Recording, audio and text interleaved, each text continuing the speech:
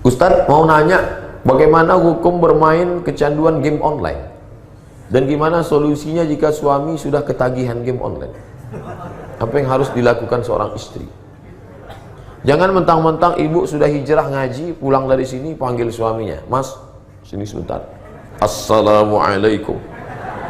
Ya ayyuhalladzina amanu. Innama game online." Maka seringkali saya dapat WhatsApp pertanyaan, "Ustadz, suami saya nggak sholat. Ustadz, suami saya kecanduan game online. Ustadz, suami saya."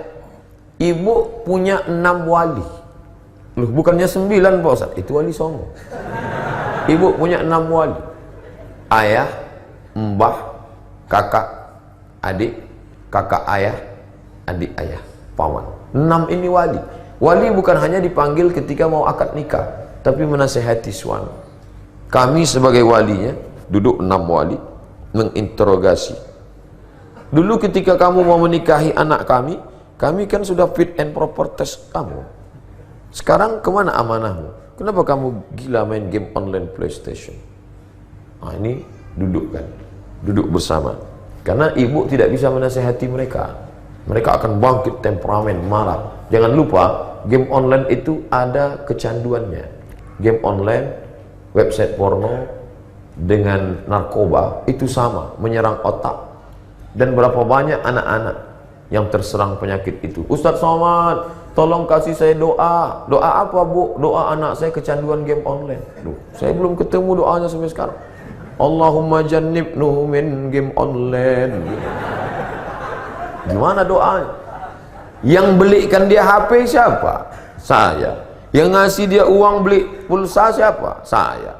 Yang membiarkan dia main siapa? Saya. Yang salah siapa? Ustadz.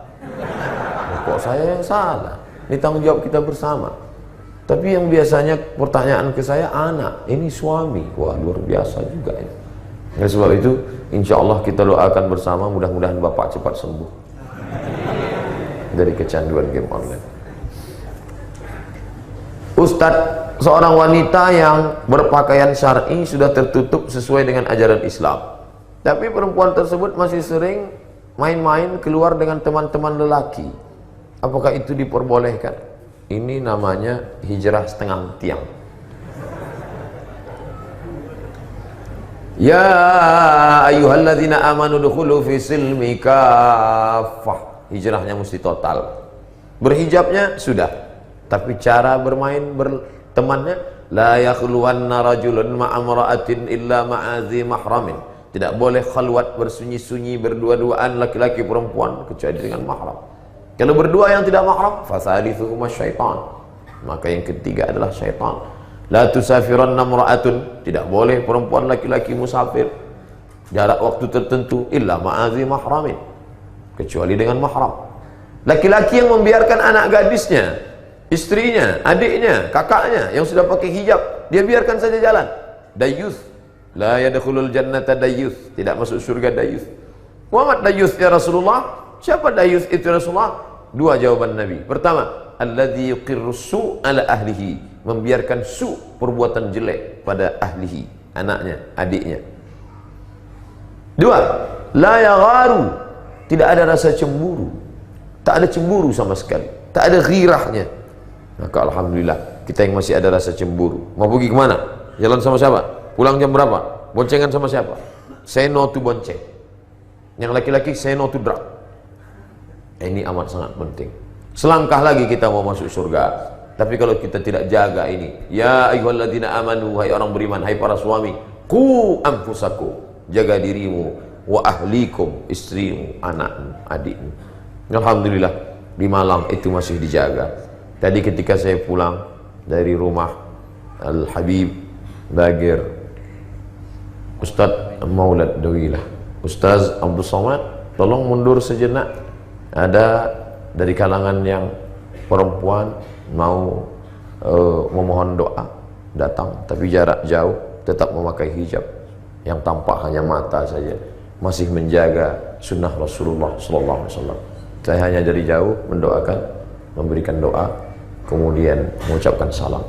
Masih terjaga di negeri kota besar metropolitan, multi etnis, multi agama, multi suku, tapi ternyata itu masih terjaga. Mudah-mudahan Allah menjaga negeri ini insyaallah.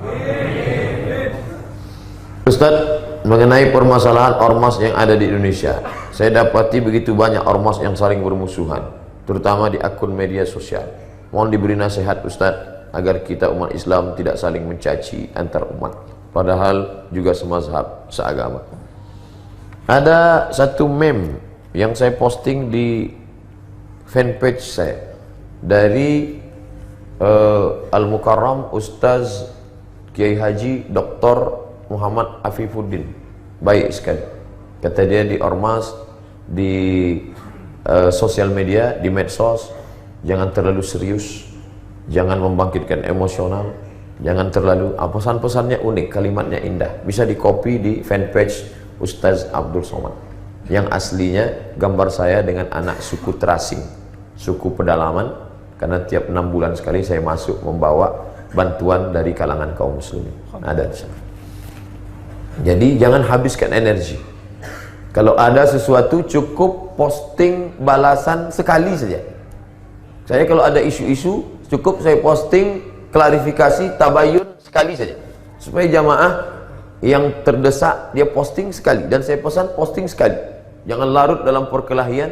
Kita nggak kenal siapa dia, jangan-jangan dia musuh kita, jangan-jangan, karena ada musuh kita yang satu orang punya 100 akun yang dia sebar. Akhirnya kita emosi, terbawa sampai ke rumah, sampai takbir sholat pun biasanya Allahu Akbar, tapi karena habis itu Allahu Akbar, sampai marahnya ke sholat, sampai ke anak, sampai ke keluarga.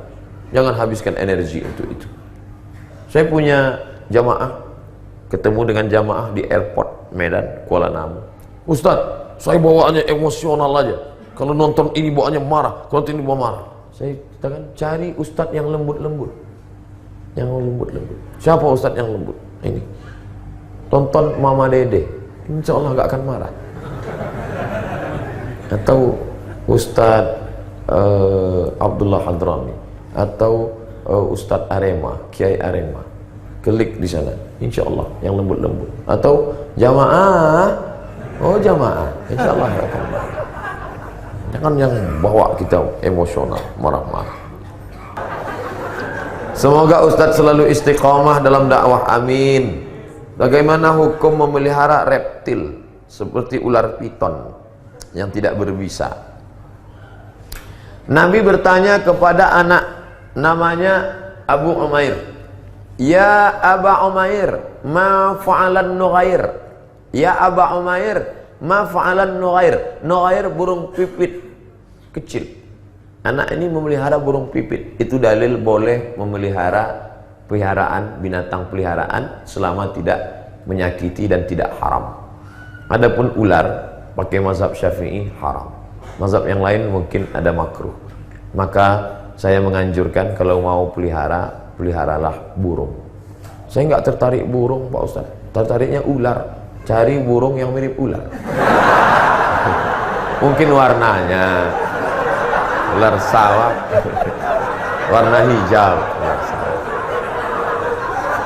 Tapi jangan tunggal sendirian.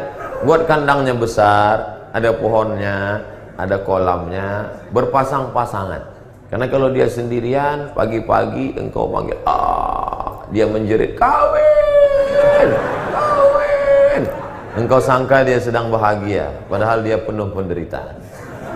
Nah, jadi menyalurkan hobi memelihara binatang itu boleh berdasarkan hadis, ya Aba Umair, ma fa'alan nughair.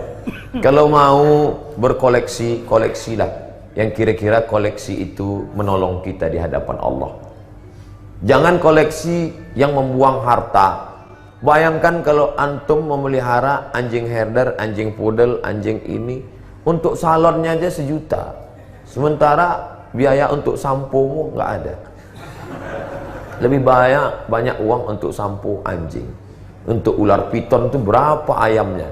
Wong kita aja makan iwak asin, ular piton makan ayam. Nah, itu. Jadi cobalah mengkoleksi yang kira-kira bisa nolong kita di hadapan Allah. Saya sampai ke satu daerah, Dia punya koleksi unik, 1.700 anak yatim. Dari seluruh Indonesia dia koleksi. Ada yang dari Papua, ada yang dari Sulawesi. Ustadz Somad, kalau ada anak yatim dari Riau, tolong antar ke sini. Tukang masaknya 10 orang. Telur ayam. Saya tanya, berapa jumlah? 1.700. Satu bulan berapa Bapak keluarkan budget? 800 juta Ustaz. Berapa yang membiayai ini? Saya sendiri Ustaz. Masya Allah. Tempatnya nanti saya kasih tahu 4 mata. Luar biasa. Jadi koleksilah yang kira-kira bisa menolong di hadapan Allah. Sampai sekarang belum ketemu saya hadis ular piton bisa nolong di hadapan Allah. Tapi kalau koleksi anak yatim bisa. Ana wa kafilul yatim kahataini fil jannah. Aku dan orang yang menyantuni anak yatim seperti ini. Wa asyara bi isba'ain. Nabi menunjuk 2, as-sabbabah wal wusta wa farraja bainahuma.